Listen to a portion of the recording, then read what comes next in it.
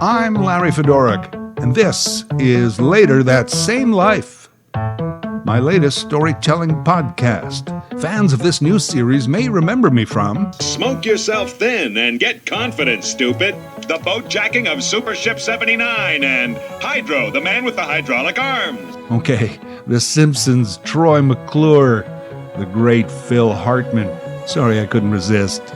But many fans of this podcast may remember me from radio, a lifetime career behind and in front of the microphone. So this week I thought we'd tune in to that topic. Season 1, Chapter 6, No Static at All, FM. My first radio job was in FM. My last was in AM radio. Really should have been the other way around, but it wasn't. And AM, FM, for the most part, who really cares? I'll get to that. Right after high school, many of us had big plans. May go up north for a while, get a big job, save some money, backpack around Europe for a year, head over to California, get into the music scene, maybe make my way out to Tibet, live with monks, study Buddhism. Yeah, me too. Did not get to any of those. 8 short weeks later, I was walking around the University of Saskatchewan campus in Saskatoon, an idiot freshman, signed up for a Bachelor of Arts program. What are you going to do with a Bachelor of Arts degree? I don't know. Teach? Teach what?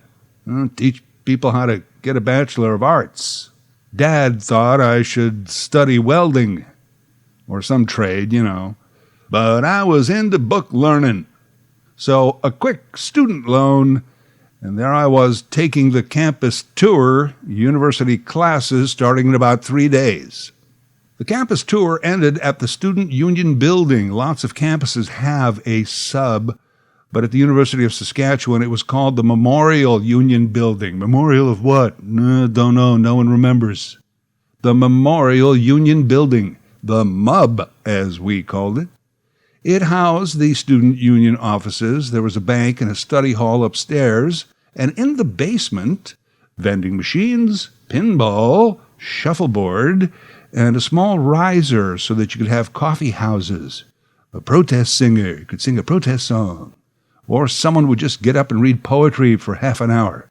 It was all pretty groovy. At the back of the basement, a nondescript gray door. Behind that door, my new life, the campus radio station, CJUS FM, 3,800 watts of student power. Not just some closed-circuit, rinky-dinky little operation, no, but a licensed, CRTC-regulated, on-air, rinky-dinky little FM radio station, run entirely by students, and drifting out all throughout our fair city and nearby prairie. The radio station was part of the tour, and at the end of it, a volunteer sign-up sheet. Would you like to work at the radio station for free? I was the only one in our group that signed up. Not even quite 18, and my life changed forever that day. I was fascinated by the fact that I could actually work at a radio station. Skills, training, media education, 0. Desire, overabundant. I was a registered student, and I had a pulse. You're in. First jobs, file the records, clean up that desk, get me a coffee. Hey, I'm in show business.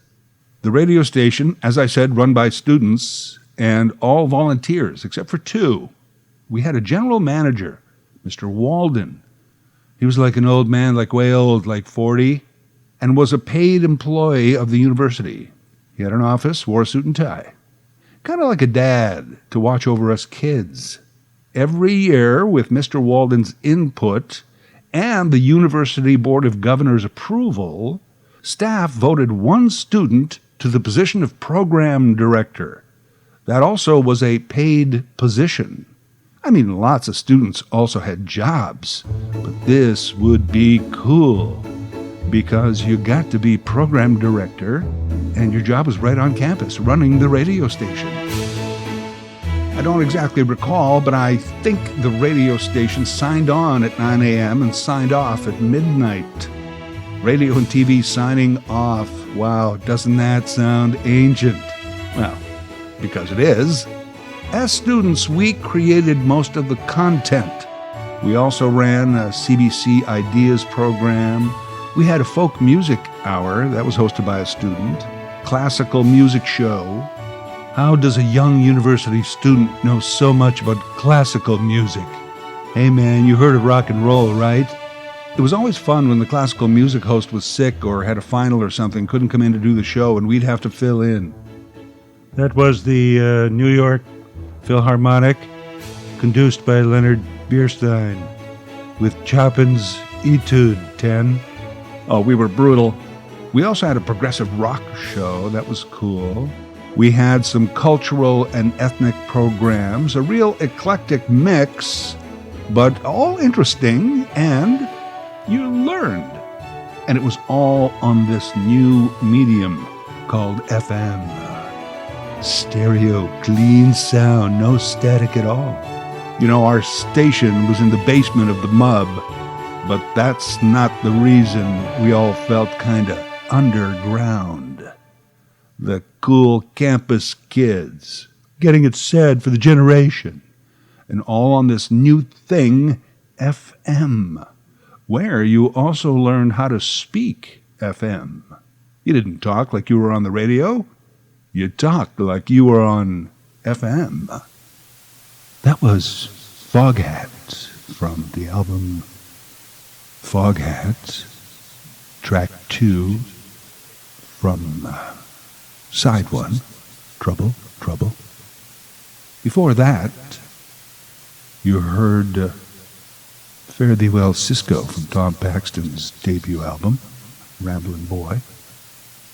And also in there, the entire side 2 of Arlo Guthrie's Alice's Restaurant. I'm Larry Fedora, your host. I hope you can stick around because a little bit later, Buzz Satchel is going to join me in studio. You know him better as the drummer for the hot local band, Cryptic Tree Trunk. We're going to rap for a while. Right now here... Oh, man, yeah. You know, we were university radio, but too cool for school. I spent as much time there as I could. May have had to miss a couple of classes here and there, just saying. But I was having fun. Up to the point of the volunteer sheet, I had never thought of working in media. Wasn't even on the list of options. And if it were, it would have been right at the bottom, just below Dad's welding idea. But when presented, a lined sheet on a clipboard handed to me, it was what I wanted to do. My generation grew up with radio and TV. It was our only connection to the rest of the world. The notion suddenly to be a part of that was exhilarating. I've always been upset that a couple of websites somehow managed to own the term social media. All media is social, almost by definition. It's a societal experience, a relationship. Yet today we have social media and we have radio and TV. Traditional media. It's incorrect. And I've always been upset that radio, especially radio, so easily gave away the right to be called social media. I get that we needed one all-encompassing term for Twitter, Facebook, Instagram, the rest. But given that many of them have become anti-social media, you'd think that we, radio we, could take it back. Or at least own a part of it. Radio, the original social media. But no, radio doesn't do that. Much of radio is still about a wacky morning show, 10 in a row, call in to win. Of course, there's talk radio. Hey, what about that politician? If you are going to talk politics, let me tell you my bare-bones definition of politics. Politics is the interaction of people. That's it. It's our political systems and politicians. that have led to the mistrust of it. But we will always need politics. We will need interaction. We will need the social. And we will need media.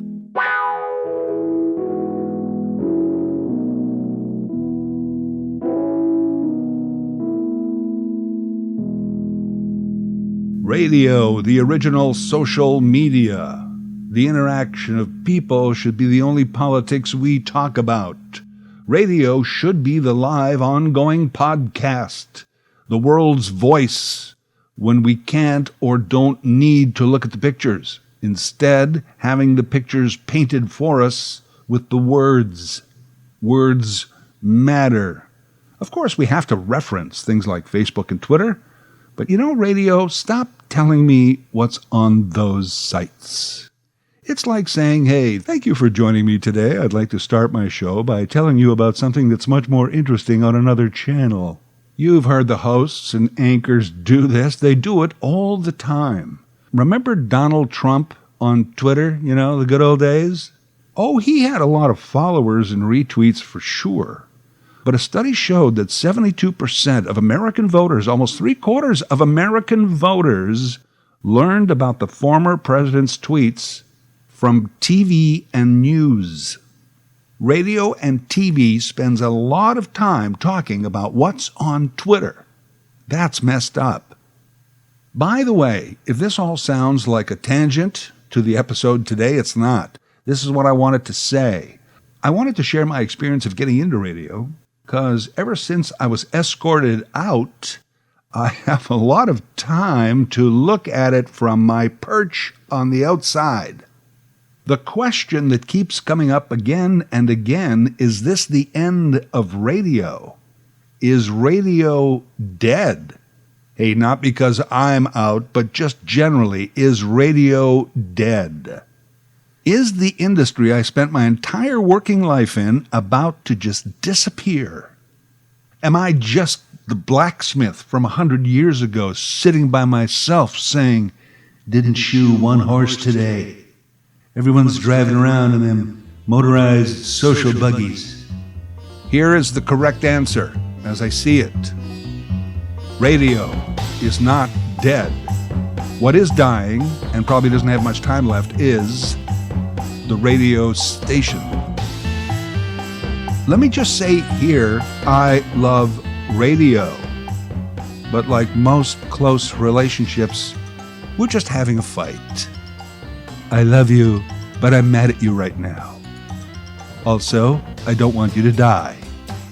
I'm mad at radio not just for letting me go after all those years, but for letting itself get so run down that it had to kick me out. Me and a bunch of others, told we weren't profitable, which is untrue. The truth is we weren't profitable enough. Radio became this corporate entity that owed money to shareholders and investors, and they need profits too. Hey, I'm not a socialist. I get how it works. But when mega corporations need to cut costs, the workers are the first to go. In radio, the workers are the product. It's like a big pro hockey team saying, hey, we can only afford 4 players, so you guys are going to be on the ice all the time and there's no goalie. What kind of game would that be to watch?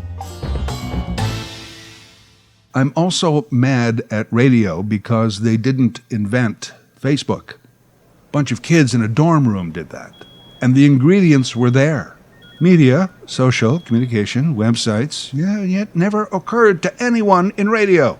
And if it did, I will tell you that it probably got shut down by a manager or a VP.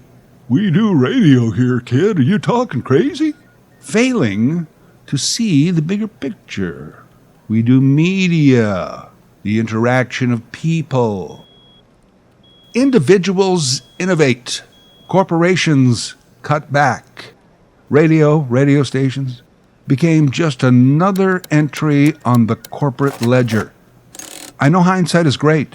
I'm just saying that a creative, inventive atmosphere is rarely, if ever, cultivated in radio. at least not to any great visionary sense. Facebook came from a dorm room. Years earlier on that same campus, Bill Gates would leave in his junior year to pursue an idea. Steve Jobs, Jeff Bezos, famous for working out of a garage. And that's where radio's future is. The garage. Millions are already in there. I'll expand on that in a moment.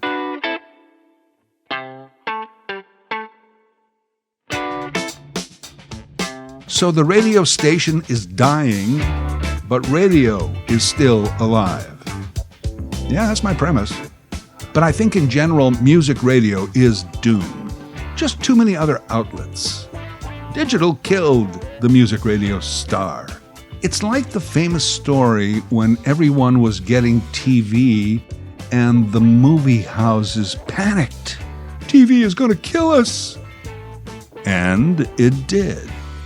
Now, it took almost 100 years and a pandemic, but movie houses dead. Nails in the coffin. Side note, when TV came in, movies got better. They had to compete.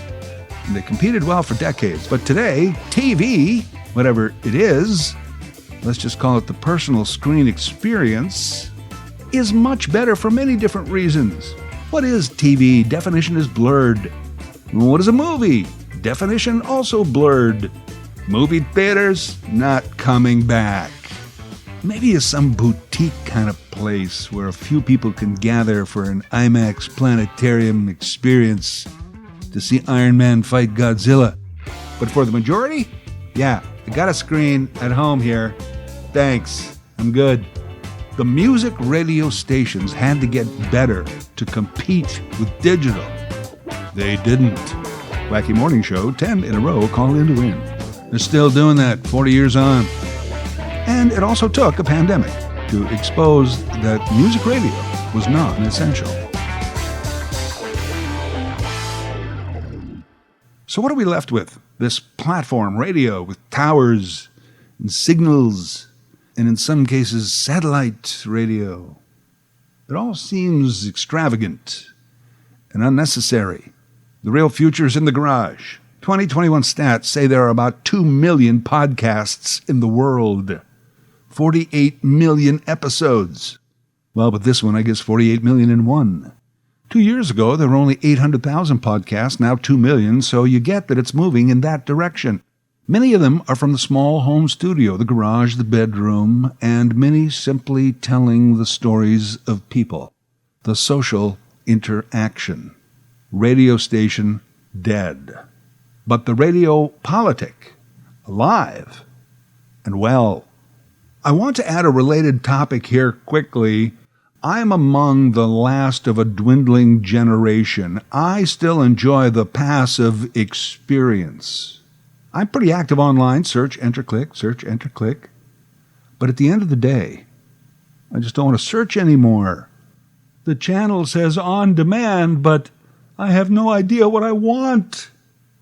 You're making me study another big, thick menu. There's so much here. I'm overwhelmed. Just bring me the daily special. I'm starving. I loved accidentally coming across something I had no idea I was interested in. And it turns out to be cool, and I broaden my horizons. Instead, I'm constantly being sucked into someone's algorithm of me and what they think I want at that moment based on what I wanted before. And along with a lot of other people who also like this thing, so they must be like me, and according to their data, they would also like this other thing. The algorithm is not me, it's an image of me. You just fired a bullet into my reflection in a mirror. You missed. I'm actually over here. My algorithm is an idiot. It's like this friend that you have who knows that you're into photography and cameras. So for your birthday, they buy you pajamas with cameras on them. Well, I don't wear pajamas. Yeah, but you know, cameras? Yeah, great, thanks. Algorithms are highly flawed. Profitable as hell, but flawed. And the better they get, the worse off you will be.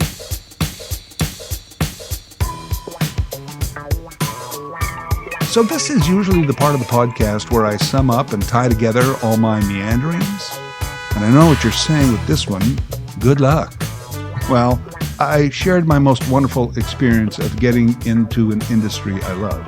And in the last 20 to 30 years, I've watched corporate tear it down to a ghostly shadow of its former self.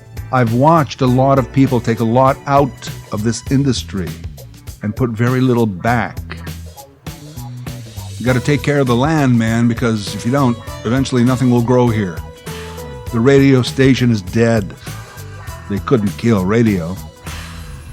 But it's up to every voice out there, out of every garage, to keep it alive. And it's up to all of us to become better consumers of media. Start reading those labels, comparing brands and prices. I understand the passivity. There is a time for it. But there is also a time to take that on-demand option a little more seriously. Demand better. When I started out in this business, we actually had the audacity to call ourselves mass media. A bunch of kids in Silicon Valley said, you want to see mass? Watch this. They didn't even know what they had until the data mining started. Today, it is like everyone is a channel. We find each other on different platforms.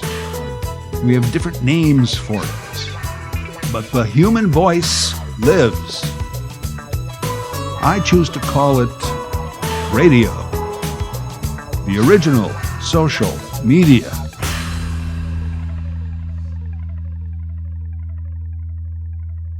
By the way, I volunteered at that FM station for 2 years, and in my third year, I was appointed program director, a paid position. That was my first real radio job, until George Carlin got me fired. And that's where we'll pick up the story next week. Till then, here's a new band album I just picked up today. These guys call themselves Mauve Tangerine. And the track I've chosen is from their new album, Random Laundromat. Here's Bicuspid on CJUS FM. 3,800 watts of student power.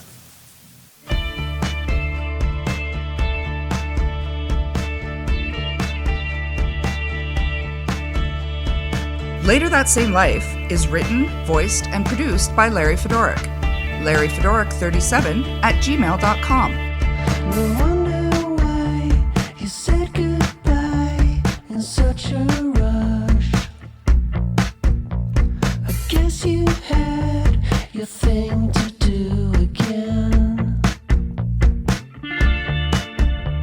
These lonesome days, an ocean wide, a grain of sand goes on and I can't reach you now. We're forever lost together. There's nothing we can do.